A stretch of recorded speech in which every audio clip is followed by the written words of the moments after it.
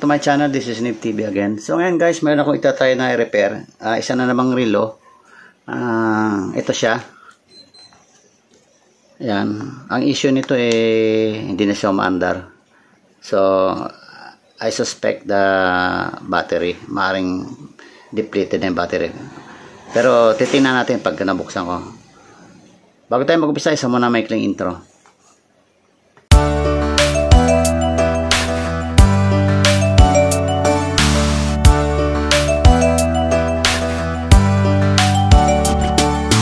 Kasi meron na akong ginawang video dati na nagpalit lang ako ng mga batteries ng mga relo. So ito ngayon is palagi ko battery din ito.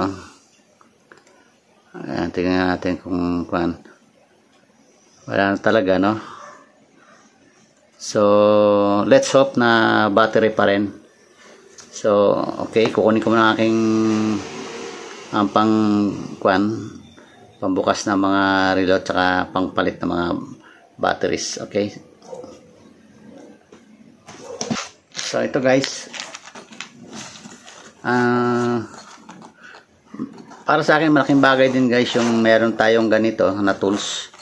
Although hindi naman talaga ako gumagawa ng mga relo, pero at least kahit paano sa naranasan ko na nakapagpalit ako ng mga batteries sa mga naging relo ng mga anak ko, mga apo ko. Ako na lang nagpapalit ng battery. So tipid guys, imbis na babayad ka pa doon sa pagawaan, kung meron ka namang ganitong gamit, ikaw na lang magpalit.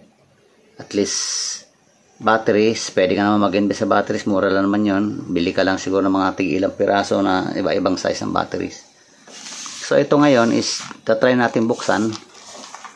Tingnan ko kung mare-repair natin. So yan ang kanya. So meron siyang slot dito para sa pambukas. Yung iba kasi guys, yung parang snap-on lang. Makikita mo yan dito guys sa gilid.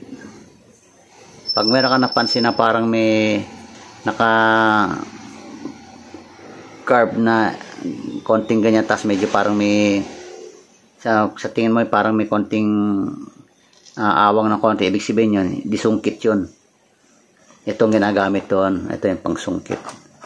Ayan, ayan. So ito guys, dito ko na lang natutunan to, nang binili ko tong tools na to sa Lazada yata yan, o sa Shopee, nakalimutan ko na. Napakinabangan ko rin siya. Marami na rin akong na-repair na palit battery, ganun. Siyempre pagdating na sa mga sirang movement, hindi na natin kaya yan. Talagang sa talaga sa mga watch technician yun na ipapagawa yan. Pero pag palit battery, o kaya konting linis-linis, halimbawa nabara o kaya natanggal yung mga dials, yan pwede pa natin yan, kaya pa natin yan kasi external lang yan. Pero pag sa loob na yung mga movement na talaga mechanism, merap yun. Pero na lang kung merong gamit na talagang para doon. So since ang kanyang locking system is yung parang dipihit, try natin ito. Meron ako rito, ito pala.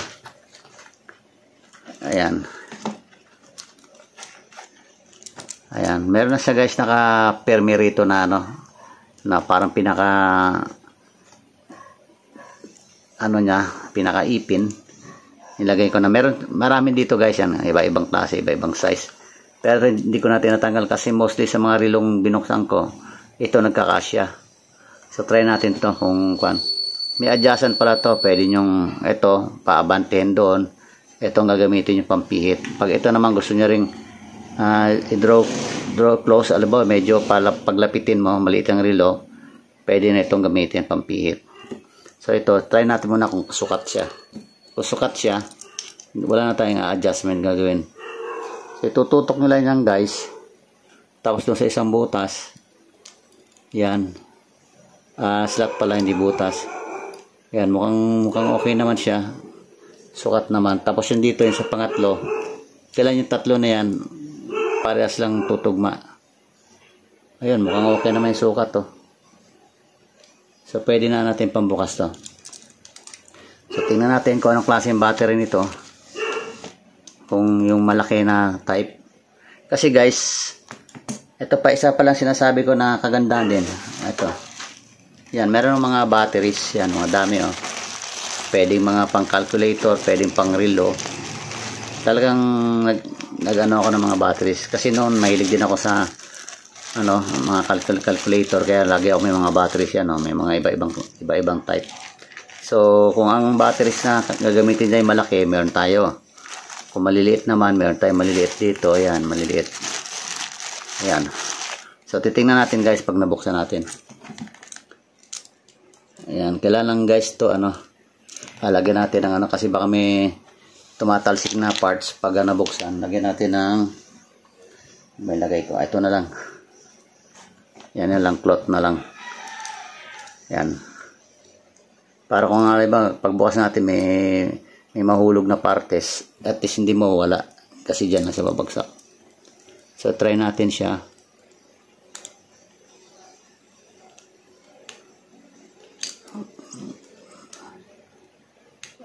Ayan.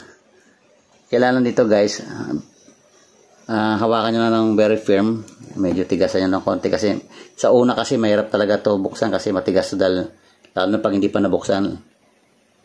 Pag yung dati nyo na nabubuksan, sandali lang, pero pag ganito yan, kaya kailangan titigasan ko kasi first time ko palang bubuksan to.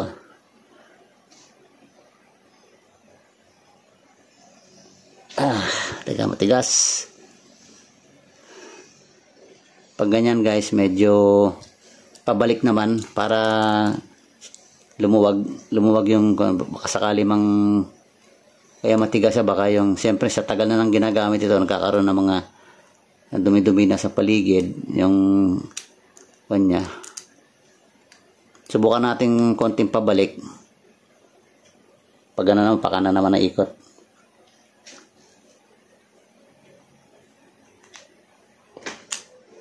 Ayan, medyo binalik lang natin konti. Tapos, pa-counterclockwise naman. Kasi normally naman yung relo pa-counterclockwise ang open, paigpit pa kanan. So, medyo kuwan lang guys, tiyagaan lang ng konti. Kasi, tasawakan nyo dito guys, sa body rin, yung body. Huwag dito sa may kuwan. Kasi pag dito kayo mahawak, maaaring mabali nyo itong kuwan kasi leather lang yan eh. Dito rin sa metal part, ito dito nyo rin hawakan. Pamigil. Lang.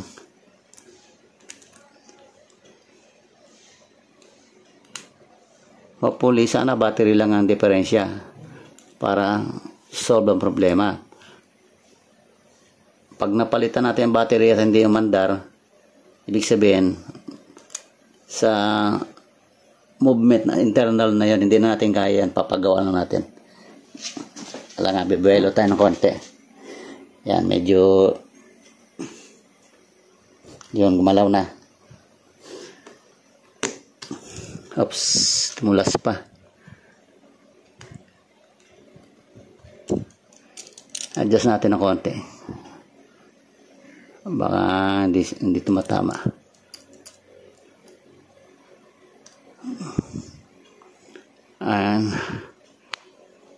Alalay lang guys na medyo padiin para hindi siya dumulas, kasi pag dumulas siya baka magasgas nyo guys yung ito ba, alba slide yung ganyan, baka magasgasan to, kaya medyo padiin, iniikot pero padiin. Yan, tatayo ko yun, gumagalaw na guys, yan, umikot na. Gumalaw na siya. Naramdaman ko na siya eh. Yun, ayan na. Alright. Yun. Malambot na yan, basta naikot na.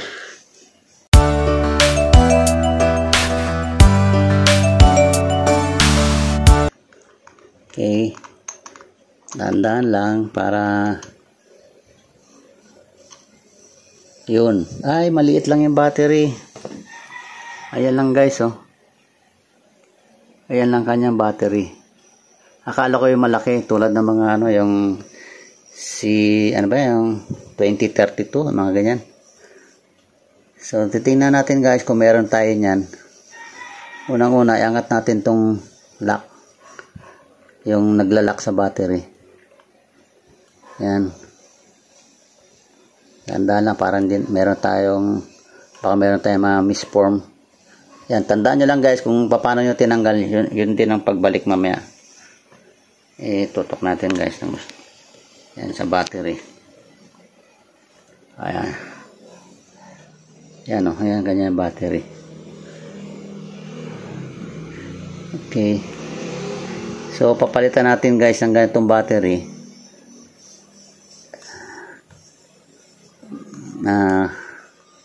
Teka lang, medyo matulis kailangan natin kasi makuan siya. Ayan. Dikit.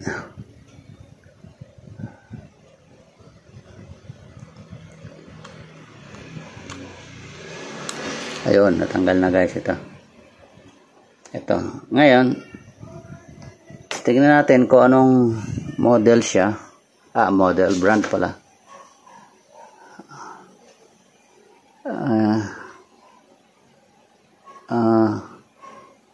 SR, hirap mag-focus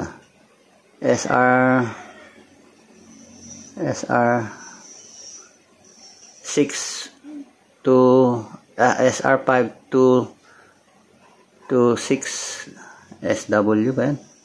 Okay, di bali hanap tayong kapalit. Pero test muna natin guys ng tester kung talagang sira.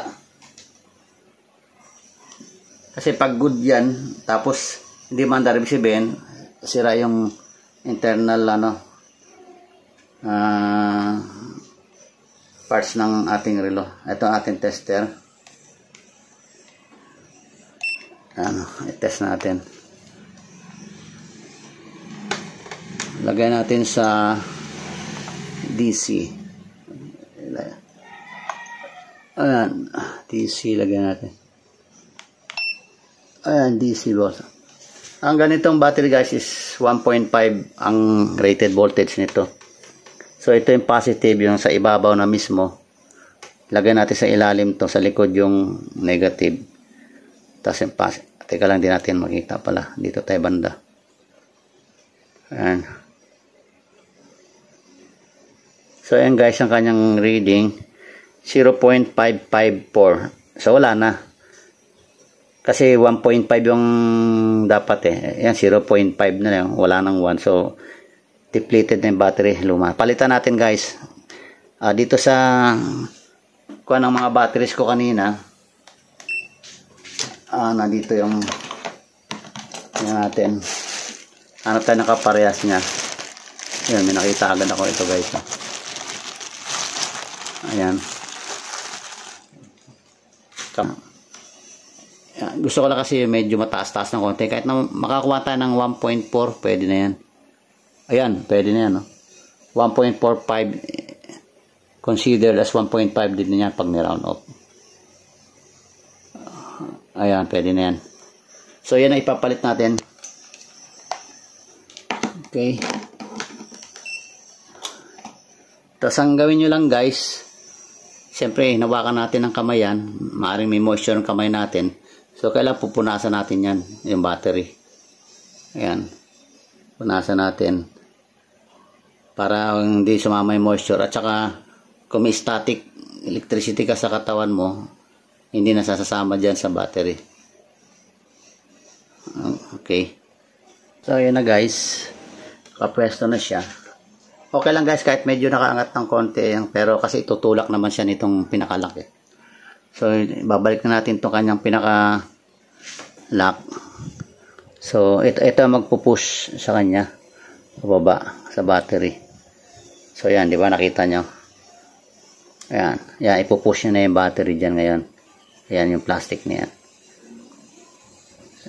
So, check nga natin kung battery ba talaga sira. Ayan guys. So, yun nga. Okay. So, umandar na siya. Battery talagang sira. So, ngayon ito, bago nyo rin i-close, punasan nyo rin to.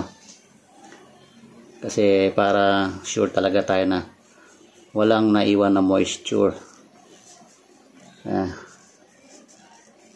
Ayan, punasan nyo lang talagang yan.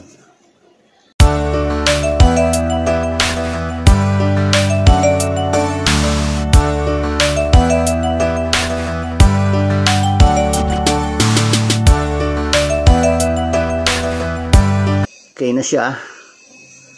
Ayan. So, ang tamang oras natin ngayon is 2:35.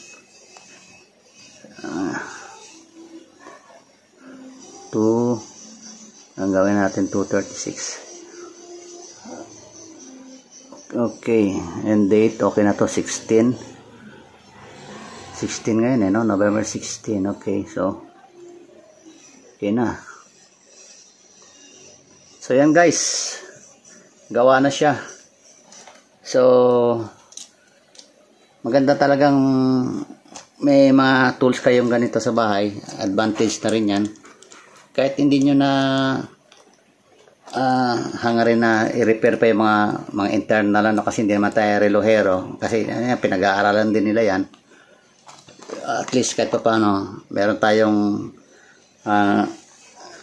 magagamit pa na tools para makapag-repair ng mga palit battery lang, ganyan. O kaya cleaning, ganyan. So okay na siya guys. Pwede ko na siya uling maisuot. Okay. Eto, saka ko na i-adjust ito. Importante lang yung oras saka date. Tugma na. Okay guys, kung nagustuhan nyo itong aking ginawang simpleng pag-repair ng relo, palit battery lang naman. So, wala masyadong kahirap-hirap. Paki-like and share guys, and don't forget to subscribe to my channel and press the notification bell para ma-update kayo sa susunod pa mga video.